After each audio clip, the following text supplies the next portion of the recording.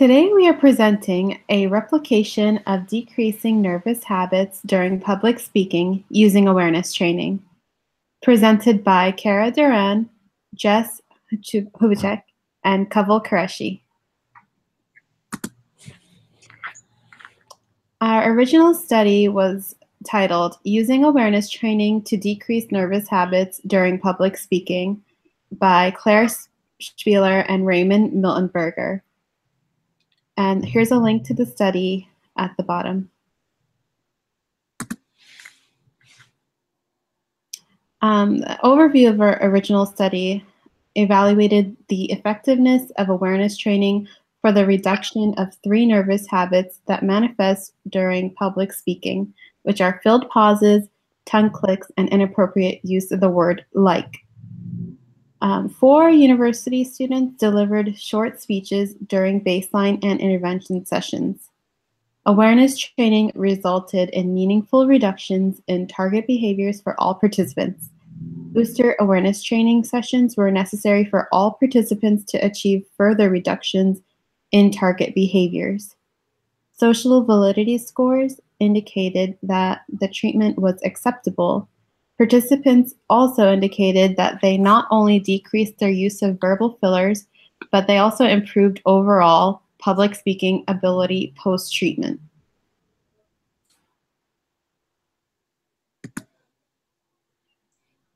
Some supporting literature includes a study by Mancuso and Miltenberger from 2016, where participants received habit reversal training that included awareness training and competing response training. During post-intervention assessments, all 6 participants in the study exhibited an immediate decrease in filled pauses. In another study conducted by Wiskow and Klatt in 2013, awareness training was used for treating tics in a young boy with Asperger's syndrome, Tourette syndrome, and attention deficit hyperactivity disorder. The results showed a reduction in all tics. And these studies show that the use of awareness training has been used to reduce filled pauses in public speaking and also to reduce tics in a boy with Asperger's syndrome, Tourette syndrome, and attention deficit hyperactivity disorder. So it is a treatment that is valid. The purpose of our study is public speaking plays a large role in the lives of most students, but students commonly engage in various instances of nervous habits while public speaking, which belittles their credibility and knowledge on the topic. The purpose of the study was to evaluate the effectiveness of awareness training to reduce instances of and inappropriate uses of the word like when speaking in public. So why did we choose this study to replicate? It's applied, which it is a socially significant skill that each participant was interested in improving. And each participant wanted to see if awareness training alone could improve nervous habits while public speaking. The similar sample size of participants was in the original study and in our group. There were only 4 participants in the original study and 3 in our replication. The duration of the study was short, and few materials were required to replicate the study, so it was cost-effective. Some modifications were made to the original study. Unlike the original study, the researchers completing the questionnaire for social validity were the same researchers conducting the study. This is due to only 3 of us being in our group. Generality probes were not conducted to fully replicate the original study, since outside participants were unable to be utilized due to the requirements of the current course. In order to combat this, generality probes were conducted with only 2 others in the room on Google Hangouts, the principal investigator and the 3rd group member. The interval timer used across participants was not consistent. This is Jess, and I will be discussing the methods. The participants of the study were 3 graduate students attending Ball State University in the special education program. Each participant completed the study in their homes using Google Hangout. The materials that were used for this were a phone for an interval timer, a laptop computer equipped with webcam and microphone, data sheets, writing utensils, and paper. Data collection. The principal investigator collected data on the occurrences of target behaviors throughout the speech given on Google Hangouts. Sessions were split into 15-second intervals, and the frequency of occurrences of the target behavior was collected within each session.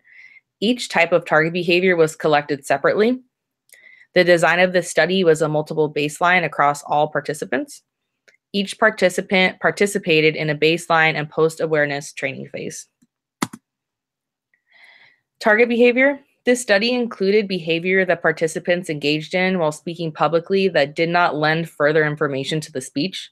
The behavior specifically targeted included filled pauses and inappropriately used phrases, the use of and inappropriate uses of the word like when engaging in public speaking.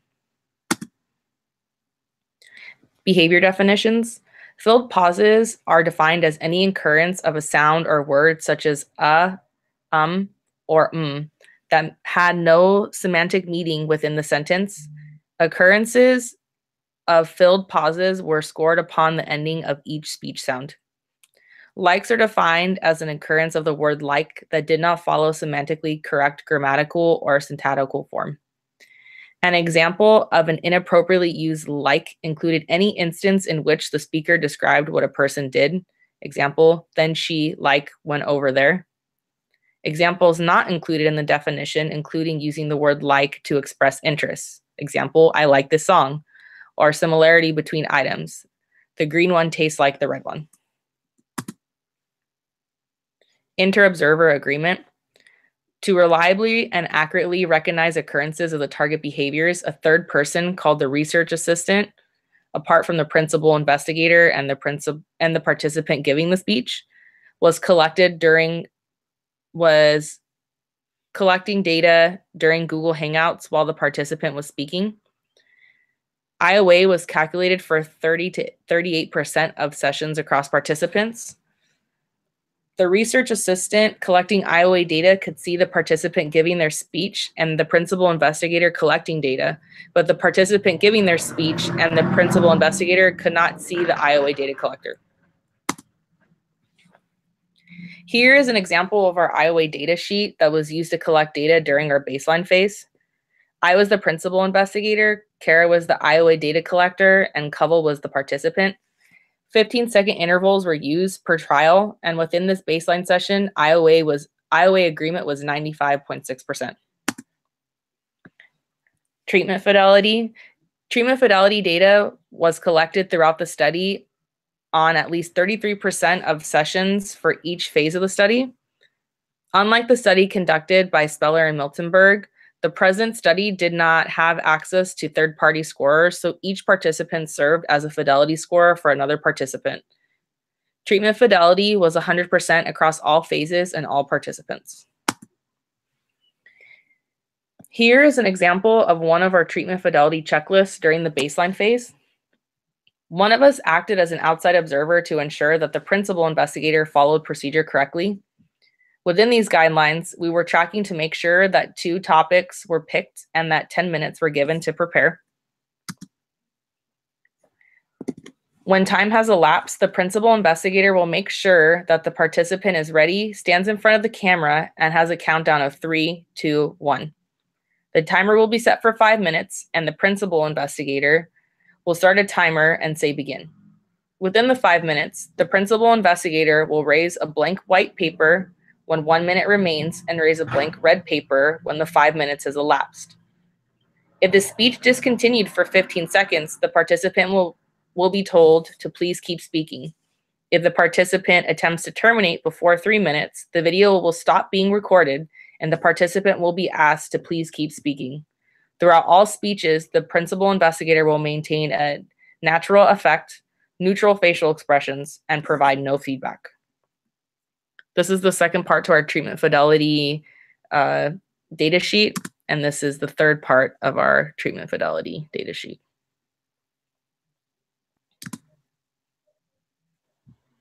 My name is Kara, and I will walk us through the procedure now.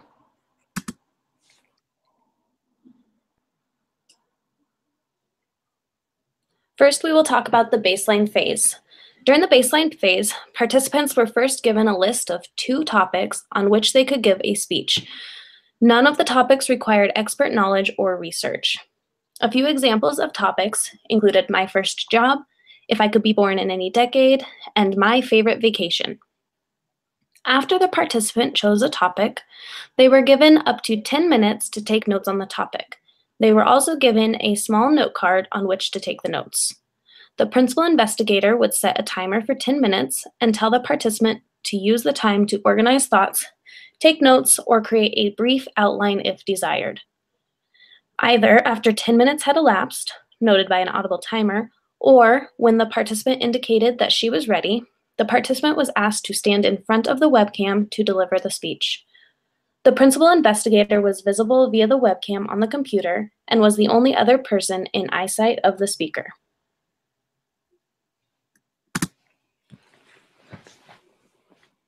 The principal investigator would also begin recording the session via Google Hangouts on the computer, and then would provide a vocal countdown starting at 3 to indicate when the speech should begin. When the countdown was complete, the principal investigator set a timer for 5 minutes while stating begin. The participant was next expected to deliver a speech on the assigned topic. The speech could not conclude until a minimum of 3 minutes had elapsed, but could not speak longer than 5 minutes. At 3 minutes, at 1 minute, the principal investigator would raise a white paper indicating 1 minute remaining, and then a red paper at 5 minutes indicating the speech should end. The principal investigator ended the video recording either at 5 minutes or when the speech was finished. During the baseline phase, feedback was not provided about the speech or about the target behavior.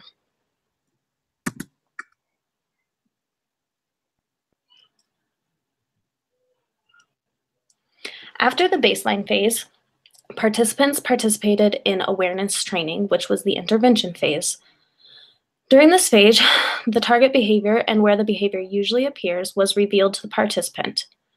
In our replication, the principal investigator let the participant know the response description and the response detections of awareness training in relation to a speech delivered by the participant. To do this, a video recording of the participant's speech during baseline was shown. At this time, the principal investigator would indicate where the inappropriate fillers or uses of the word like would occur and pinpoint each occurrence. After reviewing baseline video, a topic was selected by the participant for a speech, similarly as baseline. The participant had 10 minutes to prepare beforehand. This time, while delivering the speech, the participant was expected to raise her right hand each time the target behavior occurred. The principal investigator would also raise their hand for the first 5 occurrences of the target behavior. After the first 5 occurrences, the principal investigator would only raise her hand if the participant did not indicate that they knew they had engaged in the target behavior.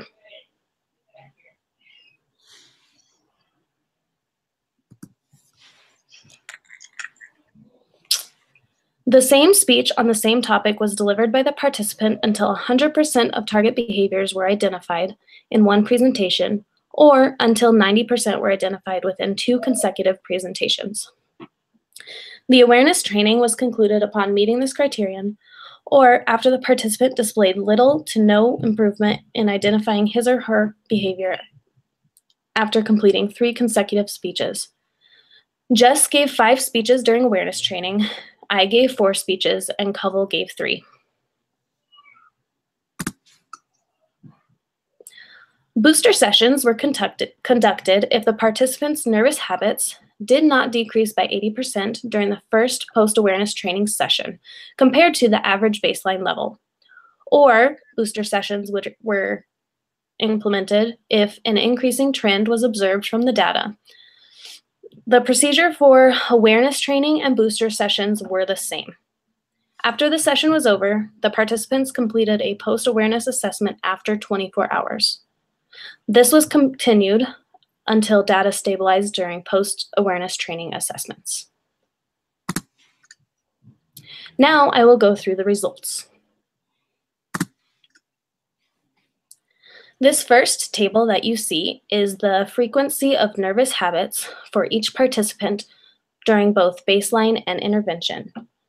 From this table, we can see that the overall range during baseline was 13 to 34 nervous habits per speech, and the average during baseline was 28 nervous habits per speech. In the treatment phase, nervous habits ranged from 1 to 26, whereas the average decreased to 10 habits per speech.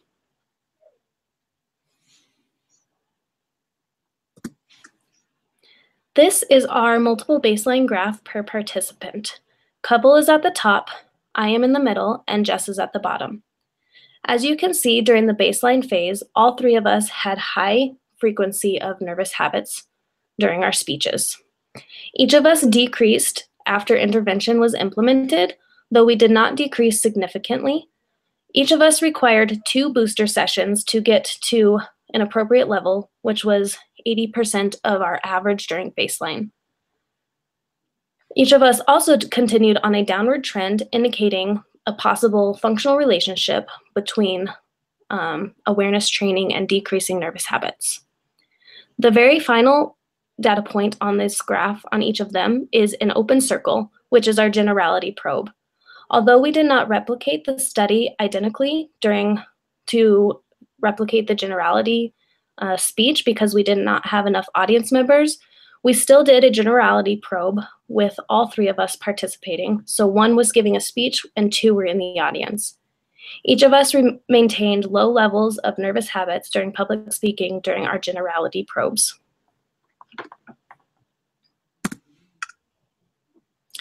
This next table goes through the social validity scales that were used during this procedure. The first 5 items on there, which are the confidence level, comfort level, overall public speaking ability, anxiety level, and the use of fillers. This first part was given to each participant to rate themselves on during baseline and after post-awareness training. As you can see, there's a significant difference between baseline and post-awareness training in each of the different skill areas. The bottom part of this table is the external rating, where each of us rated one other participant during baseline and after post-awareness training on the comfort, voice projection, speaking rate, eye contact, fluency, nervous appearance, use of movements, use of gestures, use of fillers, confidence, and overall ability. The biggest difference that we rated in each other was the comfort level, whereas each of us reported that another person appeared more comfortable after the awareness training was given.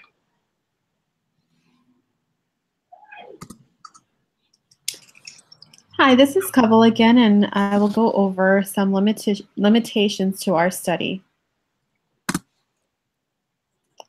The inability to fully replicate generality probes and social validity assessment was one limitation.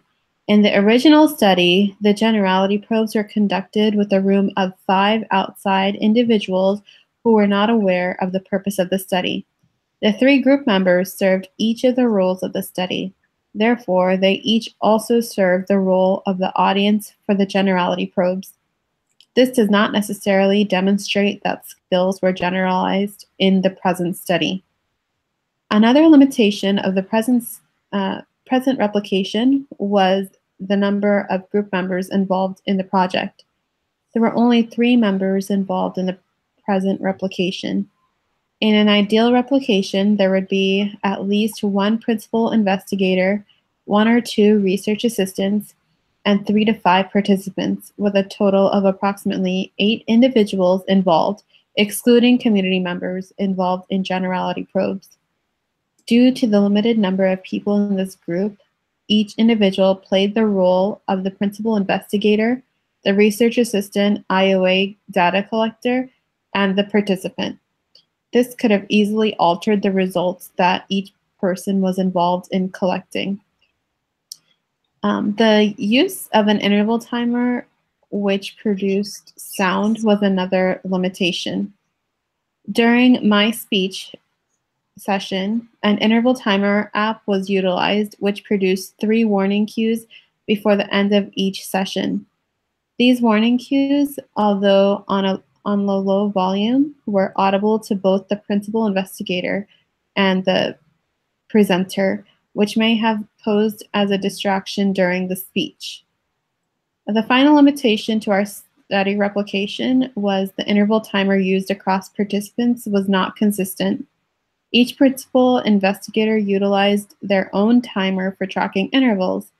This may have resulted in inconsistencies in data collection for each interval. And we'll finally talk about the conclusion of our replication.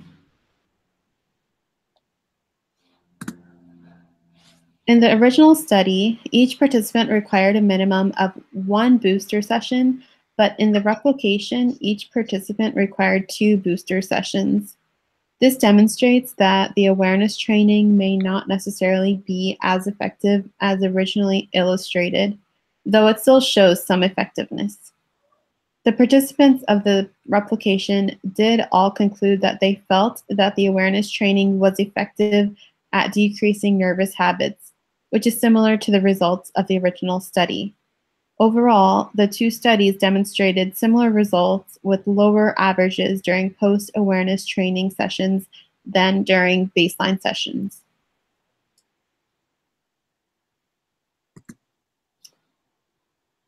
These are the references that are cited in our presentation. And here's a question regarding our replication. What were some unanticipated challenges and or something new that you learned about ABA research through working on the behavior change project? I'll answer first, and something new that I learned about ABA research was the difference between inter-observer agreement data and fidelity data. I didn't realize that IOA data was collected during data collection, but I understand why it is done so now and the difference between IOA and fidelity data. Some challenges during the replication were finding a single subject design study to replicate. And once we found our study, replicating every aspect was a bit challenging as well. And another challenge was finding up-to-date research articles on awareness training. I found a lot of relevant articles from 1987, but finding ones in the past 10 years was a bit challenging. And now Jess will answer the same question. Some of the unanticipated challenges that I encountered doing this behavior change project would be the use of Google Hangouts and trying to do awareness training. I didn't anticipate having to do awareness training over Google Hangouts and doing the hand raising and making sure that you're paying attention to the screen and also participating in the awareness training. Something that I learned within this behavior change project would be about awareness training overall. Throughout baseline intervention phase, using awareness training helped me decrease my nervous habits overall. And I never thought that awareness training would be something that could do that, but I thought it was pretty awesome that that helped. And here's Kara answering the same question. I would like to talk about one of the things that I learned about ABA research that I learned through this project. I never really realized how difficult it can be to find studies that are applicable to what you are looking for. So when we started this project, we were looking for studies that would be some sort of behavior change project to do on ourselves. And that was difficult in itself, but I see how research can be difficult when you are looking at applying to clients or the real world or behavior of others.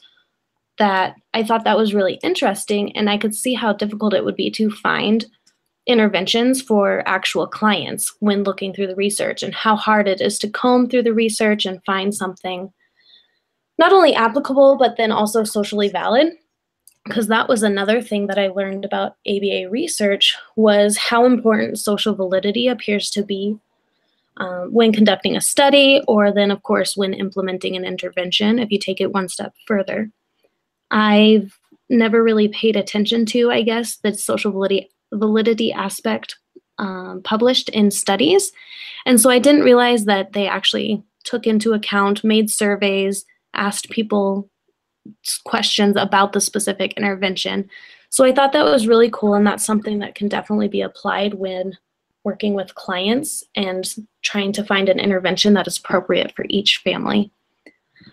Another unanticipated challenge that came up with this study specifically was just awareness training in general. I had never really heard of it, and I didn't realize how difficult it would be to identify how many times you used inappropriate fillers.